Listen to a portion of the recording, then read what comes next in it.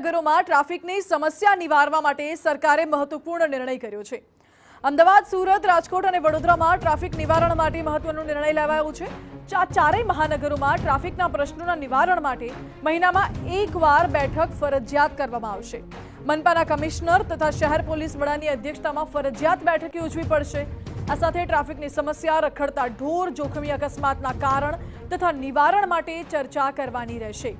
મહાનગરોના black point તથા ડાયવર્ઝનના કારણે સર્જાતી સમસ્યા અંગે પણ ચર્ચા કરવી પડશે। એક જ પ્રકારની સમસ્યાનું તાત્કાલિક ધોરણે નિવારણ કરવાનો નિર્દેશ કરાયો છે અને દર મહિને રિપોર્ટ ગૃહ વિભાગ તથા શહેરી વિકાસ વિભાગને સોંપવાનો રહેશે।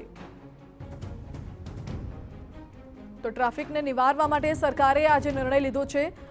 હાઈકોર્ટે આદેશ કર્યો છે તે મહત્વપૂર્ણ રહેશે। દર મહિને રિપોર્ટ ગૃહ વિભાગને સોંપવાનો રહેશે। દર મહિને મહાનગરોમાં એક બેઠક કરવાની રહેશે। ટ્રાફિકની સમસ્યા નિવારવા માટેના પ્રયાસો સતત કરવામાં આવી રહ્યા છે। વધુ જાણકારી સાથે જોડાયા છે સંવાદદાતા કિંજલ મિશ્રા। જે કિંજલ, જે નિર્ણય કરવામાં આવ્યો છે કે દર મહિને ફરજિયાત બેઠક કરવામાં આવશે, કયા પ્રકારના નિર્ણયો હવે લેવાઈ શકે છે ટ્રાફિકની સમસ્યા મુદ્દે?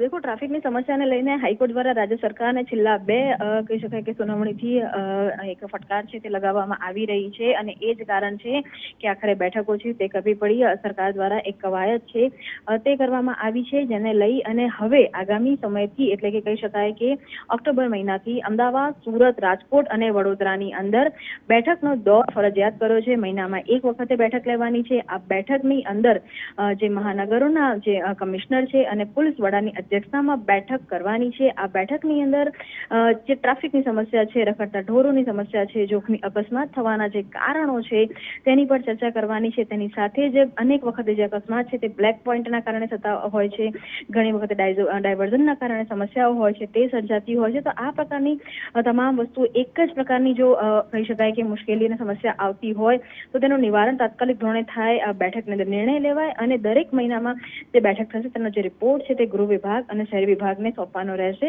ખાસ કરીને હાઈકોર્ટ દ્વારા જે રીતે દરમિયાનગીરી કરવામાં આવી, સરકાર પર સવાલો કરવામાં આવ્યા, ત્યારબાદ સરકાર સફાળી જાગી છે અને આજે જ્યારે હાઈકોર્ટમાં સુનાવણી છે તેની પહેલા જે આ નિર્ણય છે તે લેવામાં આવ્યો છે।